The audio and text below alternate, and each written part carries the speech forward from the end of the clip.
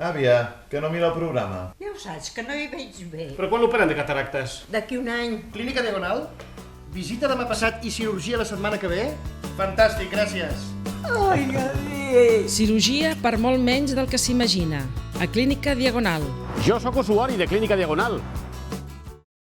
Espai patrocinat per Fiat.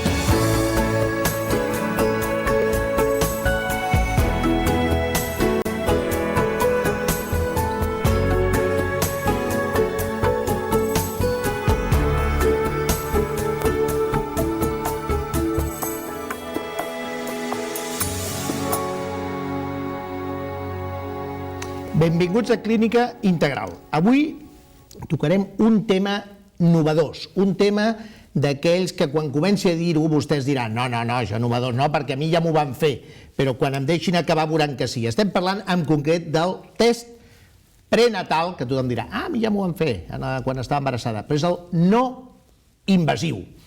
Tots coneixem aquells tests que es feia inicialment, que encara es fan, que és el triple screening, que combinem ecografies amb unes determinacions amb sang, etc. I, sobretot, la gent coneix molt el test prenatal a través de l'amniocentesi o, últimament, s'utilitza molt, es pot fer inclús una miqueta abans, la biòpsia de còrion. Però avui en dia estem ja a uns nivells que a través de la sang de la mare, és a dir, amb una mostra de sang de la mare, podem saber si el fetus, si el futur nen o nena té alguna alteració genètica. Realment és d'aquestes coses que sembla ciència-ficció, però ara ens diran que no és ciència-ficció i ens explicaran el per què no ho és. Jo els hi haig de confessar, jo també espero que m'ho expliquin perquè em costa d'entendre que a través de la sang de la mare puguem saber el nano si té algunes alteracions o no genètiques. Doctor Raül Santamaria, que és doctor en biologia i genetista, com estàs? Molt bé. Escolta'm una coseta, primer, ho he dit més o menys bé? He començat introduint bé el concepte? Molt bé, explica'ns doncs realment en què consisteix un test prenatal no invasiu. Bé, doncs com tu acabes de dir, consisteix en intentar analitzar l'ADN del fetus d'una dona que està embarassada a partir de la setmana 9 d'embaràs, a partir de mostra de la sang de la mare. La novetat està en fer-ho a partir de la sang, no? Històricament, com tu deies, per arribar a estudiar l'ADN del fetus necessitàvem fer una amniocentesi, necessitàvem punxar la bossa amb un risc important. Amb un risc, perquè és una prova invasiva, però en canvi avui en dia hem desenvolupat la manera d'estudiar aquest ADN del fetus directament de la sang materna. Tothom sap, i totes les que han estat mares o els que han estat pares, perquè també avui per sort també els pares realment estan molt propers a la mare, en l'embaràs, en el seguiment de l'embaràs, doncs que es feia un triple screening abans, que es basava sobretot en un, si no m'equivoco jo, en una ecografia de la nuca, no? Del clatell del fetus, per valorar, doncs, sobretot, això estava més indicat, sobretot, em sembla, pel tema del síndrome de Down, per la trisomia 21, es feia unes determinacions d'alfa-proteïna, etc. Unes bioquímiques, alguna més es feia, no? També em sembla es feia algunes medicions d'algú. Bueno, és una combinació de dades ecogràfiques, el plec nucal amb una sèrie de mesures, junt amb una sèrie de paràmetres bioquímics hormonals que la combinació d'aquestes dades permetia establir un risc. Exacte, i això és el que anava. Al final, amb tota aquesta informació, el que sabíem era un tema estadístic, eren unes probabilitats de tenir un risc que tenia de que sortís i hi hagués alguna alteració, que el fetus portés alguna alteració. Això quines setmanes feien? Bueno, encara es fa, eh? Sí, de fet, d'aquesta prova hi ha la que es fa en el primer trimestre i hi ha la que es fa en el segon trimestre d'embaràs. De fet, ja si en el primer trimestre surt una alteració, un risc elevat, doncs ja es considera que aquell embaràs té un risc, no? Però bueno, sí que té diferents períodes. Però després fèiem l'amniocentesi. I llavors, si sortia un risc elevat, amb aquestes triples screenings principalment es buscava el risc de síndrome de Down, el risc d'algunes altres alteracions cromosòmiques com el cromosoma 18, i amb aquest risc, si sortia elevat, estava recomanat o es pensava que era necessari confirmar-ho per amniocentesi. L'amniocentesi, ja ho hem dit, és un risc, però al final estem punxant la bossa, estem traient líquid amniòtic i, per tant, sempre hi ha un petit, però no despreciable risc de provocar la pèrdua d'aquell fetus. Era això. Això posteriorment, i això, l'amniocentesi a partir de quina setmana es pot fer? Doncs al voltant de la setmana 15, 16, o sigui, ja quan ja portem, per simplificar la gent, quasi 4 mesos d'embaràs. Sí. Vale. Això després s'ha transformat, encara es fa l'àmnio, que ningú es pensi que si el ginecòleg li diu de fer-se el triple screening o li fa una amniocentesi, que és una persona que està endarrerida, no, que això encara es fa, vull dir, no ho dic perquè no volem espantar a ningú. Després s'ha fet també, i es fa la biòpsia de còrion, oi? Sí, la biòpsia de còrion és una versió d'amniocentesi prèvia en quant a temps d'embaràs a la pròpia amniocentesi, que consisteix en prendre aquestes còrions, aquestes són unes vellositats, una part de la placenta, que es pot fer abans. Parlàvem que l'amniocentesi abans de la setmana 15 no es pot fer, en canvi les vellositats de còrion a partir de la 13, en casos en els que la sospita de risc és elevat més aviat, doncs es pot fer aquestes vellositats de còrion. I que quedi clar, així com hem dit que en el cas del triple screening el que ens basem és en risc, sí que és veritat que a la que fem un amnio o fem una biòpsia de còrion el que tenim és realment tota la mostra cromosòmica del fetus. Estem estudiant directament i per tant anem directe, i per tant aquí ja no és riscos, ja és realitat, ja ho veiem, el que hi ha. El risc, tornem a dir, el problema d'aquestes és que hi ha un risc de pèrdua d'aquest fetus perquè al final és invasiu, és un test invasiu. I ara el que estem parlant és d'un test no invasiu, que com has dit tu perfectament, és treure una mostra de sang de la mare, una mostra, suposo, com quan es fa un anàlisi normal. Això, com és possible, això? Vull dir... Bueno, sí, això és...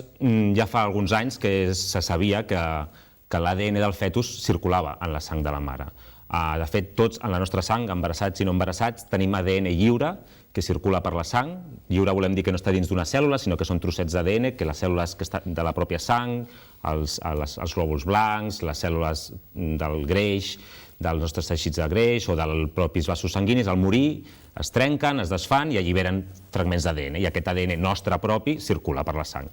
Doncs, de la mateixa manera, quan una dona queda embarassada, el fetus comença a desenvolupar-se, fa la placenta, que fa la bossa on està creixent el fetus, i s'estableix una connexió de vasos sanguinis entre la mare i el fetus. El fetus s'ha d'alimentar i l'aliment el rep a través de la sang de la mare, i en aquesta connexió de les dues sangs, del fetus i de la mare, tot i que estan separats, són sistemes circulatoris diferents, hi ha un contacte amb les cèl·lules del fetus que també, si moren, si es van reproduint i van morint algunes d'aquestes cèl·lules, també alliberen ADN. I, per tant, aquest ADN que s'allibera entra en el torrent sanguini matern, i igual que hi ha ADN de la pròpia mare, hi ha ADN del fetus circulant pel sistema circulatori matern. Per tant, la pregunta lògica que et faria una persona que no en sap d'això és dir, escolti, i amb una mostra ja és segur que enganxarem ADN del fetus? Doncs, en principi, sí. O sigui, sí que és veritat que necessitem una sèrie de requisits. Per exemple, el primer és que l'embaràs estigui almenys de 9 setmanes. Molt bé. Per tant, necessitem ja que no és un embaràs molt inicial, sinó que ja el fetus ja està... Home, però és molt abans... Sí, és abans que els tests que fèiem abans. Invasius, perfecte. Però bueno, necessitem ja que el fetus sigui lo suficientment crescut perquè aquest ADN sigui suficient perquè el detectem. Pugui tenir aquests detritus d'ADN. Sí, i els nostres sistemes tecnològics d'avui en dia el detectin, no? Perquè probablement abans sí que n'hi ha, però encara no tenim tecnologia que el permeti detectar. I podríem parlar que en promig l'ADN que circula del fetus a partir d'aquesta setmana 9 estaria al voltant d'un 10% de l'ADN aquest circulant que trobem en la sang de la mare. Tu has dit condicions, primer, 9 setmanes com a mínim. Quines altres condicions haurien de donar-se també per poder dir val la pena valorar-ho i que tindrem una mostra fiable? Aquesta seria la bàsica i la que qualsevol dona embarassada a partir de la setmana 9 pot fer-se la prova. Després sí que és veritat que bé, en determinats casos pot ser més indicat o menys indicat i que el resultat ens pot acabar donant major informació o menor informació. Per exemple, sabem que en els casos d'embarassos múltiples, en casos de bessons, aquesta prova s'ha començat a fer i té validesa, però en casos d'embarassos de més de 2, de trigèmins o de més, no està validat. No és tant que no es pugui fer, com que la prova, com que no hi ha suficients dades per saber si és correcta, si és vàlida, doncs avui en dia no la podem oferir en aquest tipus d'embaràs. Si en comptes de les 9 setmanes la féssim a la setmana 18, tindria la mateixa validesa. Inclús segurament tindria molta més mostra. Sí, de fet, a partir de la setmana 9-10 es considera que ja arriba a un màxim aquest ADN fetal i per fer-la a la 14 no tindrem un millor resultat que per fer-lo a la 9. En determinats casos sí que pot ajudar, casos que, per exemple, el fetus no està creixent perfectament en quant a les setmanes, que el que li tocaria haver crescut en aquelles setmanes, potser esperar 1 o 2 setmanes pot ajudar a que el resultat sigui correcte. O, per exemple, tenim l'experiència, totes les proves que s'han fet han demostrat que dones amb un sobrepès tenen tendència a que la prova falli. Amb sobrepès. Amb sobrepès. Més que el sobrepès en si, parlem de l'índex de massa corporal, o sigui, la correlació alçada-pes, per temes fisiològics i per quantitat de l'ADN que circula en aquests casos, queda més diluït en la sang i és més difícil detectar-lo. Inclús amb dones que tenien un pes, un IMC normal, i que el que fa és que amb l'embaràs realment se'ls dispara amb excés, també en aquest cas perdria valor, o són aquelles que ja tenien una obesitat o un IMC elevat previ a l'embaràs? No, parlem que en el moment de l'embaràs hi ha aquest sobrepès. Molt bé. Si et sembla, deixa'm que anem passant algunes preguntes que hem fet al carrer per anar situant i ja ens aniràs explicant com diferencieu l'ADN del nen, del fetus de la mare, etc. Però és que a mi tot això encara em segueix sonant una miqueta a ciència-ficció. La primera pregunta que hem fet, senzilla. Sap què és un test genètic prenatal no invasiu? A veure què ens diuen al carrer. Sé que es algo del embarazo, pero exactamente no sé qué, no sé explicarlo. Sé que va con el embarazo, pero... Pues hombre, así dicho no, pero bueno, me imagino que será para saber las posibles enfermedades, ¿no?, en un futuro del bebé, digo yo. No sé què és, però crec que són proves que es fan al fetu abans de néixer. Clar, el que ens diuen és que és un test prenatal, vol dir abans de néixer, lògic, pel prenatal, com a més hi ha unes botigues que d'això tothom sap realment què vol dir això de prenatal. El que genètic segurament la gent també ho situa, els gens, etc. A més, com ja hi ha amb l'àmnio i la biòpsia còrio en la gent, doncs hi ha això. El no invasiu em sembla que és el que la gent no acaba d'entendre. I diguem-ho clarament, repetim, és que el no invasiu és que en aquella bossa on tenim el fetus allà dins creixent i una placenta tal, no ho toquem per res i el que anem és a treure com un anàlisi de sang de la mare i ho valorem amb això. Hem preguntat també si saben en què consisteix això. Si ja d'entrada no tenien gaire idea del que era, a veure si ho saben. Es una prueba que te hacen, ¿no?, antes de tener los hijos para ver si tiene alguna alteración. ¿Alguna mena de análisis para esbrinar si hay algún problema a la hora de quedarte embarazada? Pues yo qué sé, pues no sé, serán preguntas familiares, ¿no?, antecedentes, me imagino que será algo así, ¿no?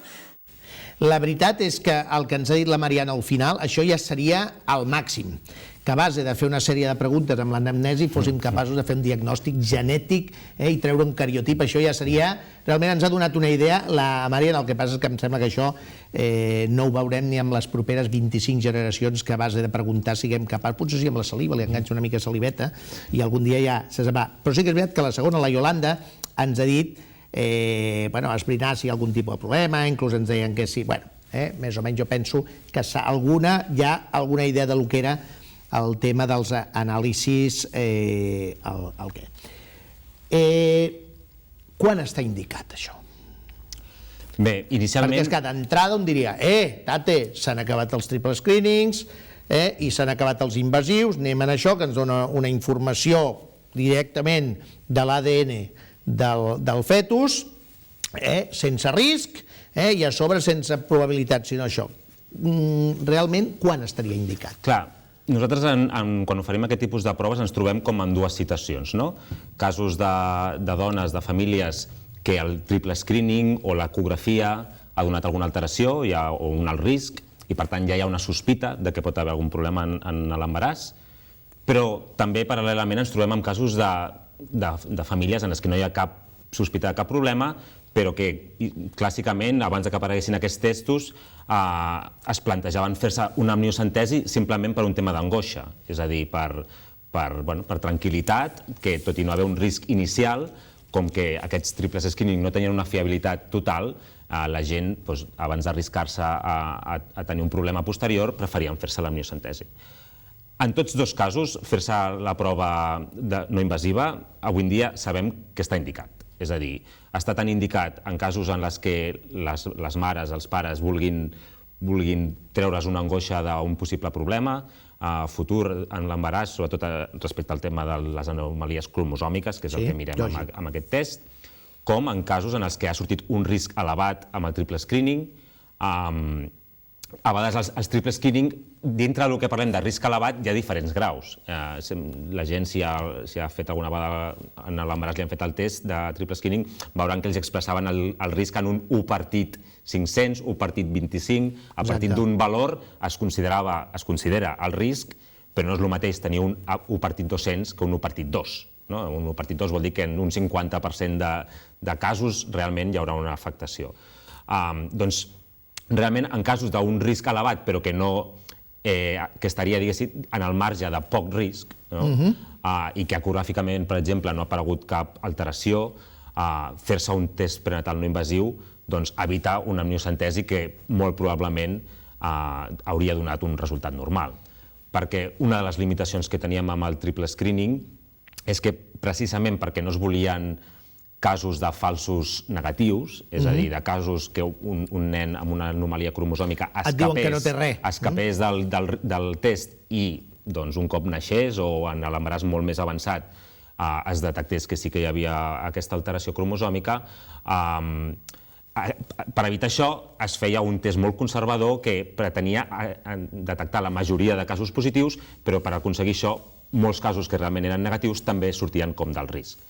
Això globalment portava a moltes amniocentesis que després haurien sigut innecessàries perquè eren nens sense cap alteració cromosòmica.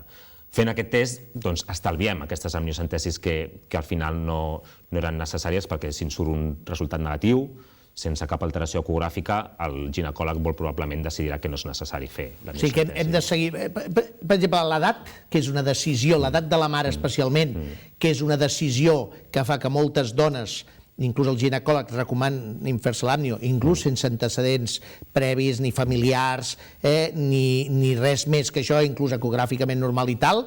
Això també, hi ha gent que decideix fer-se aquesta prova purament perquè tenen més de, no sé si és 35 anys o 40, no ho sé, em sembla que són 35, que ja automàticament es recomana per si, perquè hi ha més risc de tenir alteracions de caire cromosòmic, genètic, doncs amb això. O sigui, també és una raó prou. Sí, clar, precisament l'edat elevada era un motiu molt clar de fer-se una amniocentesi per angoixa, que diem nosaltres. Ja ho entraves dintre el grup de les angoixes. Ja ho entraves de l'angoixa perquè potser el triple screening havia sortit normal, l'ecografia havia sortit normal, però com tu dius, el metge, pel fet de tenir més de 35 anys, millor no trobar-nos amb una sorpresa, fem l'amniocentesi. Avui en dia, si tots els marcadors previs han sortit normals, si a sobre fem la prova no invasiva i surt normal, tot i tenir una edat de 36-38 anys, podem quedar-nos tranquils. Deixa'm que faci una pregunta que hem fet al canal i seguirem dient realment si podem considerar que un és l'alternativa realment o hem de seguir combinant un test amb un altre, etc. I anem fent. Hem preguntat si saben per què serveixen. I la veritat és que les respostes han sigut pim-pam, ara ho veuran. Per detectar malalties. Pues la verdad no lo sé. Pues supongo para saber cómo va el embarazo al principio, para saber cómo te puedes quedar embarazada, no sé. Es que es la primera vez que lo oigo, la verdad. És la primera vez que l'oigo. Home, però el prenatal t'ha de sonar. Prenatal d'això, la veritat és que és el que et dic, la gent, et quedes al·lucinat. No, perquè si en canvi si tu dius, no, home, doncs el diagnòstic, però suposo que ja es perden el que els comencem amb el no invasiu i tota... Es barreja.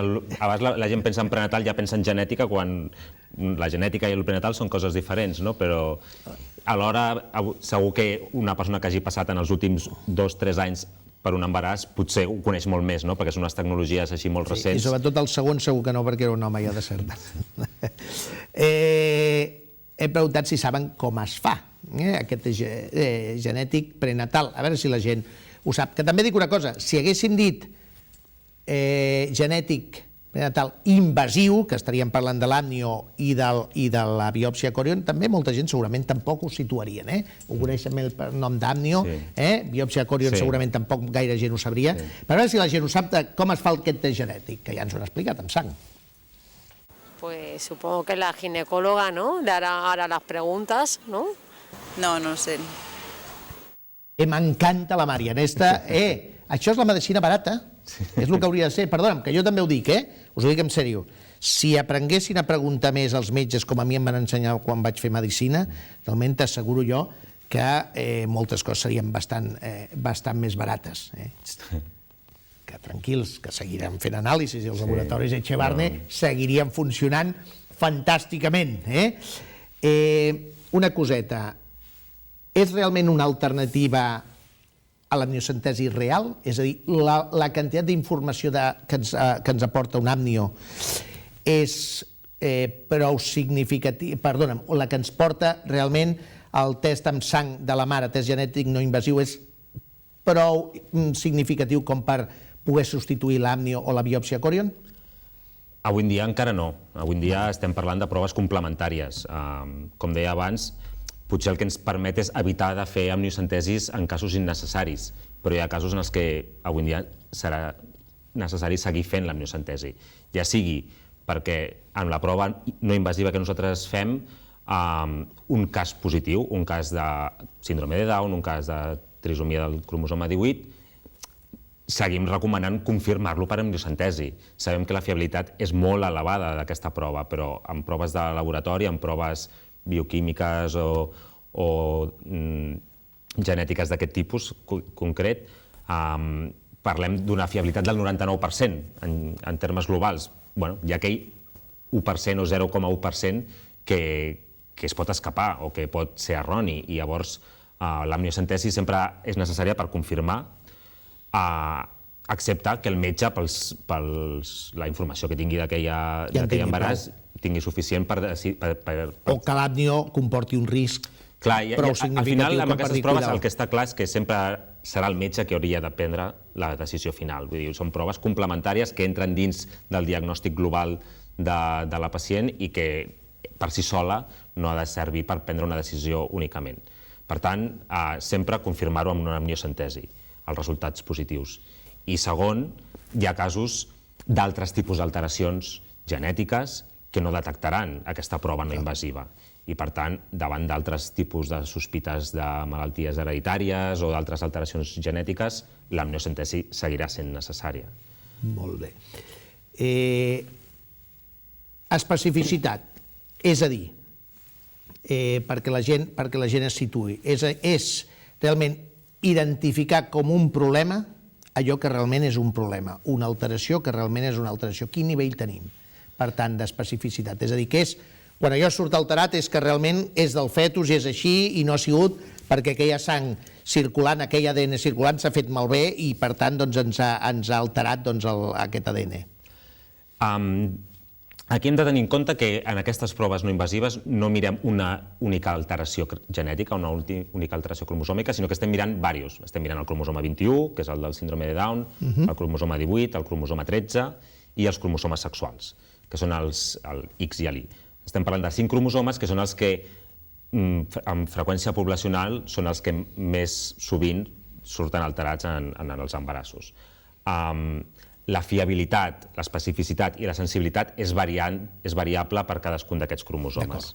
Ens centrem quasi sempre en el cromosoma 21, que és el que més busca la gent, perquè és el que més angoixa, és el que també és més freqüent. És veritat que és més freqüent els casos de síndrome de Down que els casos de trisomia del cromosoma 13, i per tant estem molt centrats en el cromosoma 21, i amb el cromosoma 21 podem parlar de fiabilitats del 99%. Tant de sensibilitat, és a dir, que no se'ns escapi cap cas de síndrome de Down, com d'especificitat, és a dir, que si detectem un cas positiu, informem un cas com d'alt risc, al fer l'amniocentesi es confirmarà que és un cas de trisomia del cromosoma 21. En canvi, pels altres cromosomes no parlem de valors tan alts, tot i que ens movem sempre per valors superiors al 90%. Parlem del 92, del 98, en funció de quin cromosoma parlem. Per tant, són fiabilitats també molt elevades, però, com deia abans, no estem en el 100% i sempre un metge o un ginecòleg haurà de prendre l'última decisió si sospita d'un dels altres cromosomes pugui estar alterat. Algú que la gent voldrà saber, és una prova cara? És a dir, perquè amb una amniocentesi i una biòpsia Corion també hi ha, i ho dic així de clar, jo dirigeixo una clínica i sé com van, ella ens podrà dir el preu de la part de laboratori, en concret el laboratori de Xebarn, no ens diguis el preu, però el saber si és una prova cara, perquè l'amnio, la part de laboratori és el que val, i per tant això és el que vull dir, és a dir, la prova d'una amniocentesi és comparable al cost, o d'una biòpsia Corion és comparable en quant a la vessant laboratori, en aquest tipus de test. En la part de laboratori és més costosa la prova no invasiva. No invasiva, Perquè la tecnologia que utilitzem, els equips que Ja m'ho utilitzem, imagino. són uns equips molt moderns, molt cars, i els reactius que s'utilitzen són molt més cars. També és veritat que l'amniocentesi... Hi ha els honoraris del ginecòleg. Clar, el cost de l'amniocentesi està més en el procés mèdic de fer l'amniocentesi que no en la part de laboratori, el cariotip clàssic, que també hi ha una feina i també hi ha un cost, però no és tan elevat. Molt bé. No, jo el que sí, vaig veient clarament que això és un test que es anirà imposant ja automàticament, d'una forma automàtica, com a primera cosa que es mirarà, i a partir d'aquí, si fa falta, en funció de tots els aspectes que hi ha edat, com el triple screening o les ecografies, el que sigui com està, es anirà fent, anirem a parar a l'amnio, o anirem a parar a la biòpsia Corion prèviament, si és necessari, però jo veig que això a més deveu d'anar avançant, cada vegada, com passa amb tots aquests temes. Suposo que en els últims anys això, vull dir, el que sou capaços de diagnosticar va avançant, com sempre. Sí, efectivament. De fet, passen les dues coses. Per una banda, baixen els preus, i això també és interessant per la gent, perquè la tecnologia, tot i quan menys nova és, els preus baixen i també augmenta el volum de proves que fem i això també ens permet ajustar més els preus.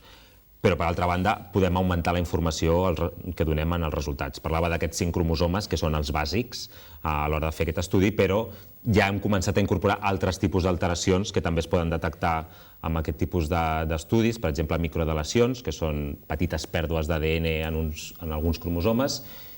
Doncs això ja ho comencem a fer i a la llarga podrem augmentar i el que dèiem abans que l'amniocentesi encara no substitueix, la prova aquesta no substitueix l'amniocentesi, efectivament, potser a la llarga, no en 1 o 2 anys, però en uns quants anys potser sí. Deixa'm que anem fent més preguntes, així ens anem quedant, perquè és que el que mai vull deixar a la gent, que ja que ens han contestat al carrer, no surt. Diu, podem conèixer tot sobre l'ADN del fetus amb un test genètic prenatal no invasiu? A veure què ens diuen. Pues supongo que sí, no sé. Todo, no lo sé, todo no lo sé. Jo imagino que sí. Si es basa en una analítica amb l'ADN, he de pensar que sí. Doncs no, tot no es pot saber. No, les veig molt optimistes. Bueno, potser algun dia hi arribarem. Torno a dir, té una indicació que és la que té. Aviam, potser ja es pensen més en l'anàlisi directa de l'ADN del fetus. En aquest cas, com hem dit abans, no estem estudiant directament l'ADN del fetus separat, sinó que és una barreja de l'ADN matern amb el fetus i, per tant, tecnològicament això és encara una cosa complicada. Com dèiem, a la llarga, potser sí que podrem estudiar tot l'ADN del fetus, tot el genoma fetal, a partir de la sang materna. Avui en dia encara estem lluny d'això. Ens hem de centrar en unes alteracions concretes. Té la utilitat que té, i que és molta, però vull dir que no es pensin que va substituir.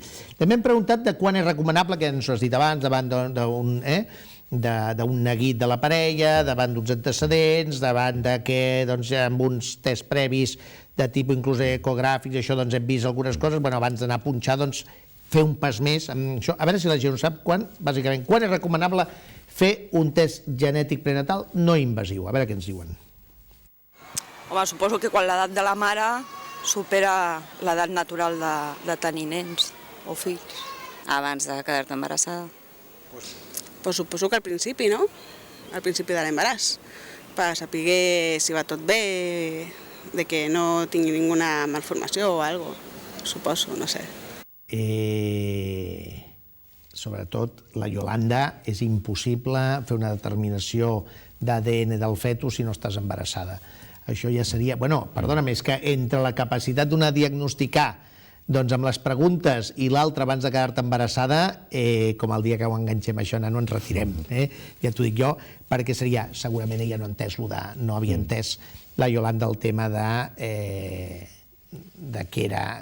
Bueno, sí, perquè prenatal vol dir abans de néixer, no vol dir abans de quedar-te embarassada. Però, bueno, no passa res, i ho hem dit, a partir de la setmana 9. Sí, la prova es pot fer a partir de la 9. De la 9, vull dir que és, bueno, per algú pot ser el principi de l'embaràs, si són 40 setmanes de promís, de 38 a 42, la 40, doncs 9, home, sí, és bastant al principi, li donem un quesito doncs a la última persona que hem preguntat. Contraindicacions? Cap, suposo, no? No, perquè com deien, com que és una punxada, una punxada de sang, qualsevol persona que pugui ser punxada normal, doncs li pot fer la prova. Que és tothom. Sí. Ho hem preguntat, si té alguna contraindicació pel fetus o per la mare fer un test genètic prenatal no invasiu, a veure què ens han dit.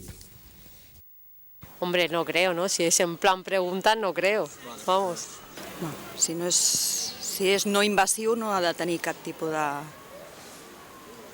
d'incidència en el feto, no? Ni de molèstia pel feto, suposo, No suposes molt bé. Quan és no invasiu, doncs és que no invadim el territori del fetus, del sac, de la placenta, tot això, i per tant, fantàstic l'has clavat. Ara, l'altre segueix amb les preguntes, que potser té clar, està fent una tesis sobre tot aquest tema.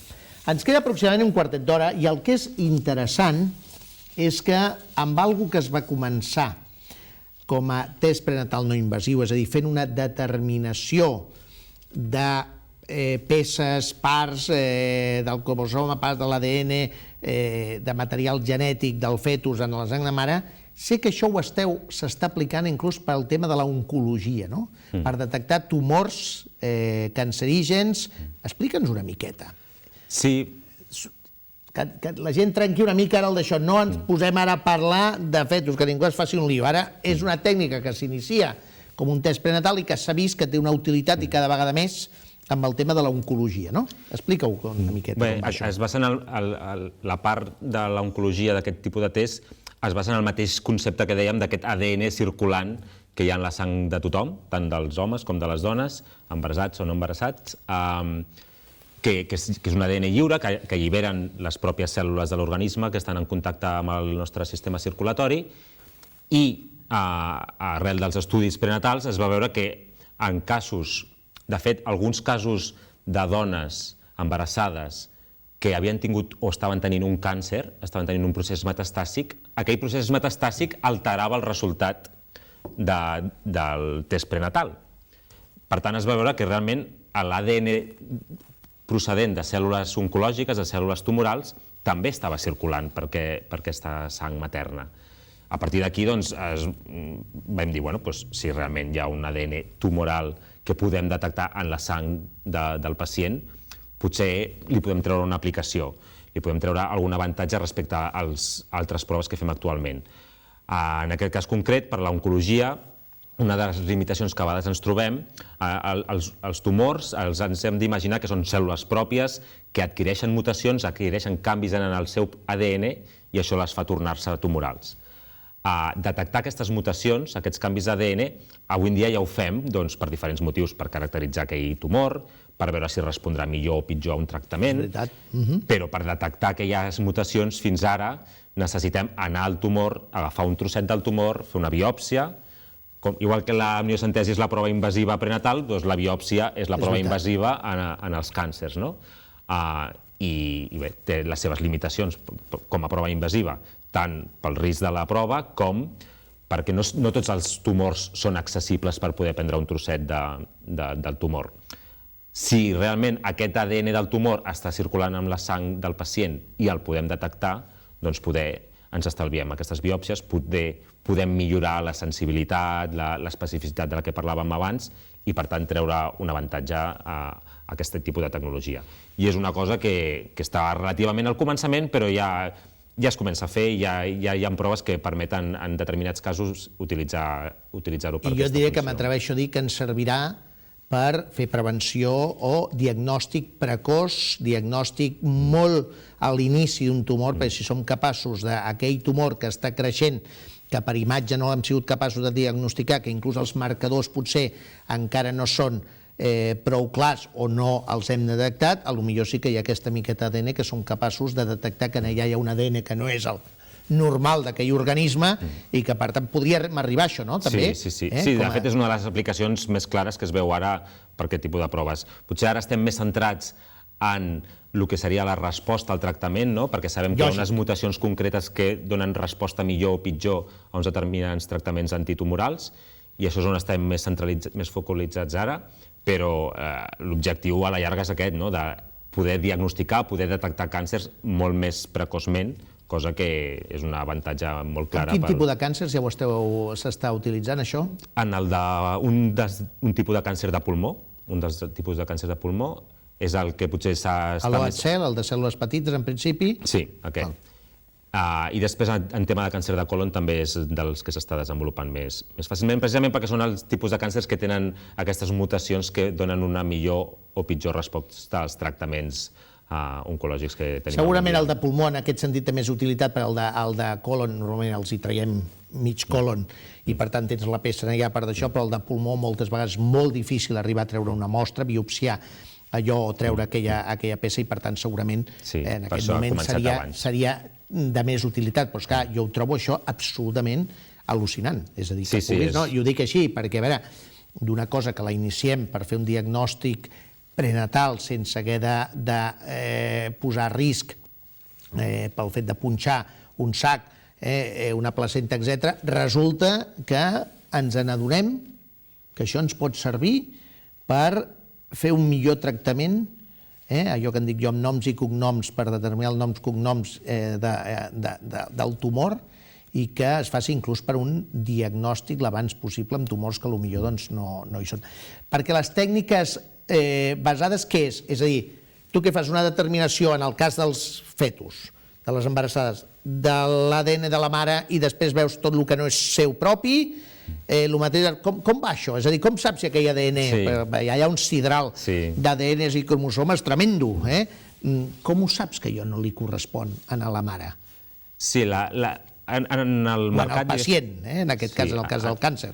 En els laboratoris, en els diferents llocs on fem aquestes proves, hi ha diferents opcions, vull dir, no tothom fa el mateix i, per tant, hi ha diferents maneres d'aproximar-se a aquesta... Jo estic segur que Xabarnet fa el mateix. No, nosaltres estem molt convençuts que és molt bona. Fins ara sempre heu fet les coses fantàsticament, o sigui que segur. Sí, aviam, amb aquestes proves sempre l'important és la qualitat. Abans parlaves del preu, però sempre un preu que permeti que la qualitat sigui la correcta. Si no pagar per alguna cosa... I tant que sí, estem d'acord. L'aproximació amb aquestes proves, bàsicament, ha vingut donada per dues revolucions o dos avenços. Per una banda, la capacitat de seqüenciar ADN amb molta més facilitat i amb molta més quantitat del que es feia potser fa 10 anys. Tots aquests projectes del genoma humà i això van donar a que la seqüenciació adquirís una velocitat molt més ràpida del que portava en els anys anteriors. I ara som capaços, amb uns nous equips, seqüenciar ADN de milers i milers i milions de còpies d'ADN, en molt menys temps. I, per altra banda, per uns algoritmes informàtics que d'aquestes dades de seqüenciar i seqüenciar i seqüenciar, que en el fons, com que l'ADN que seqüenciem en la sang materna és una barreja del de la mare i la del fetus, necessitem que hi hagi un programa informàtic que ens permeti diferenciar-los. Realment no els separem físicament el DNA del fetus del DNA de la mare.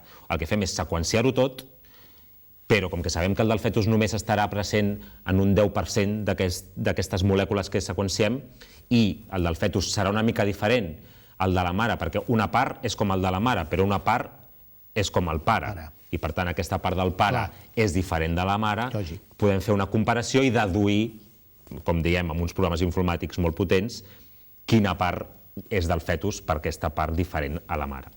No, la veritat és que, bueno, jo és que sembla ciència-ficció, però ja no és. Sí, ho expliquem molt fàcil, però després la tecnologia que hi ha darrere és complicada. Quan pot trigar des de que li treus la sang a la mare fins que li dones el diagnòstic o els resultats, els resultats d'aquest test no invasiu. Nosaltres treballem amb uns 8 dies laborables. O sigui, amb una setmaneta, que més o menys, amb una àpneo i això, més o menys estem parlant de lo mateix? Bueno, les àpnios, clàssicament, com s'havia de fer el cariotip portava fins a 2-3 setmanes de cultiu. Les àpnios, el líquid amniòtic es cultiva perquè creixin les cèl·lules al laboratori i això portava un temps, i que podia arribar a ser 3 setmanes. Per tant, sí que reduïm... I la biòpsia Corion?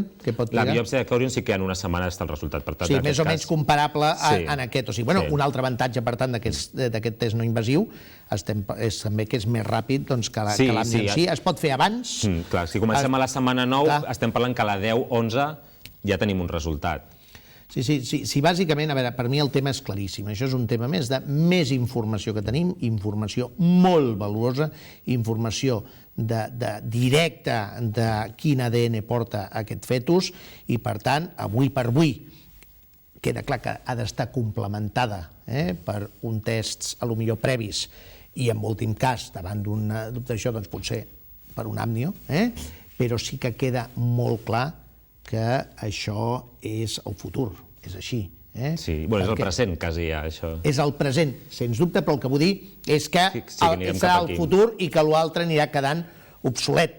Sincerament, jo t'ho dic perquè les coses van a una rapidesa i la línia és això, cada vegada intentem ser menys agressius amb el pacient, menys agressiu en aquest cas, doncs no amb la mare en si sols, però, òbviament, amb aquella criatura que ha de néixer petitona i que l'has de tenir ben envoltada i quan menys remenem allò, molt millor, encara més amb gent que a vegades els hi ha costat quedar-se embarassats, que han anat en processos realment complicats, que al final queden embarassats i només falta que intentat diagnosticar alguna cosa perquè era d'edat avançada, allò els hi ha costat i ho fotem en l'aire, que realment tot això és així, clar.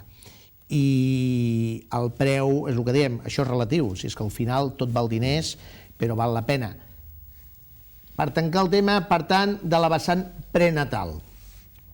Això pot ser que molts de vostès, especialment si estan embarassades, o la seva filla està embarassada, o la seva dona està embarassada, o una amiga està embarassada, doncs que ho preguntin. Segurament ens podem trobar que ginecòlegs avui per avui encara ho desconeguin una mica, això, no? O pensin que encara està molt verd aquest tema.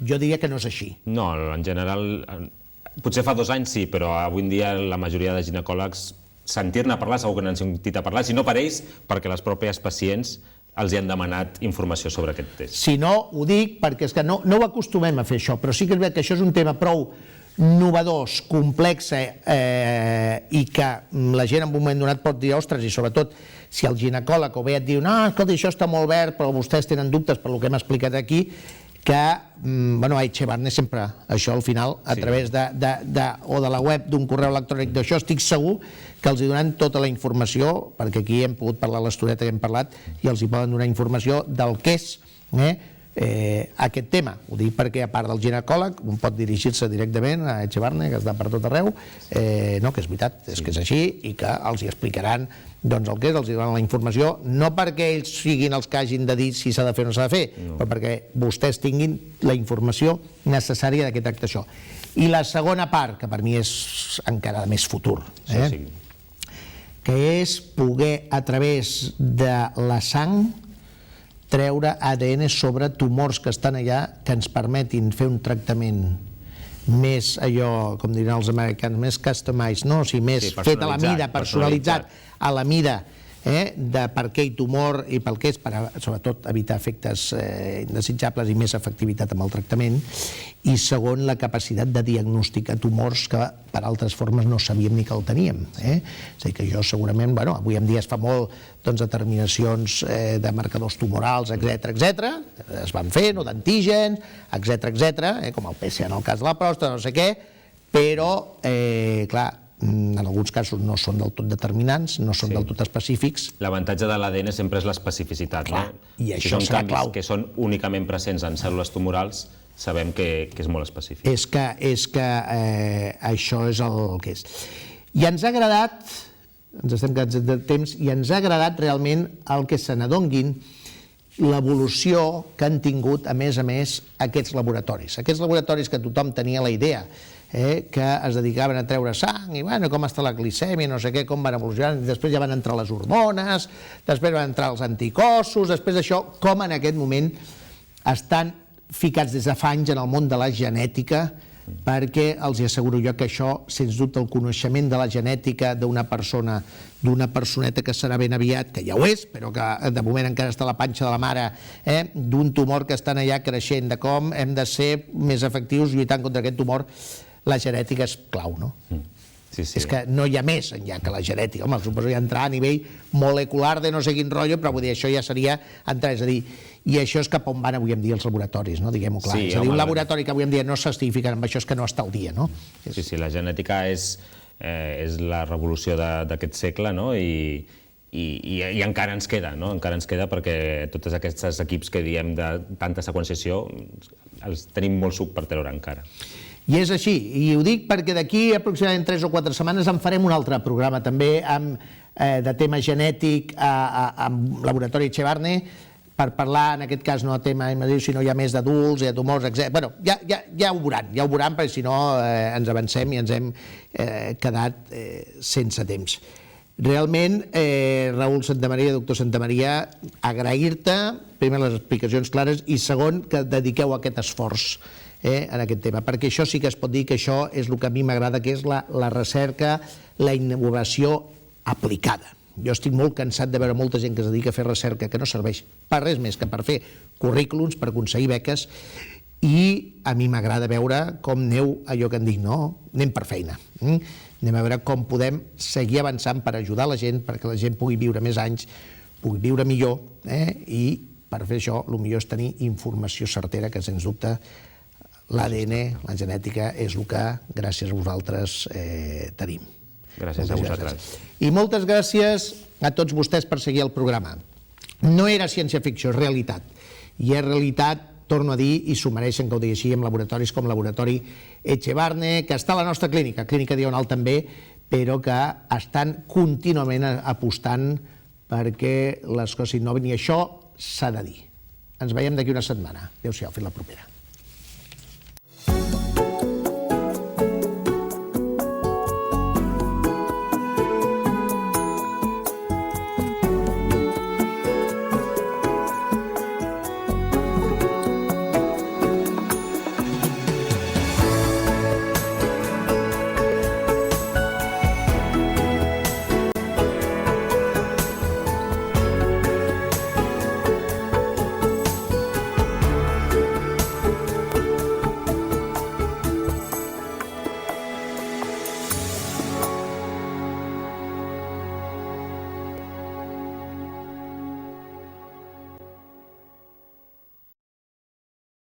Aquest espai ha estat patrocinat per Fiat.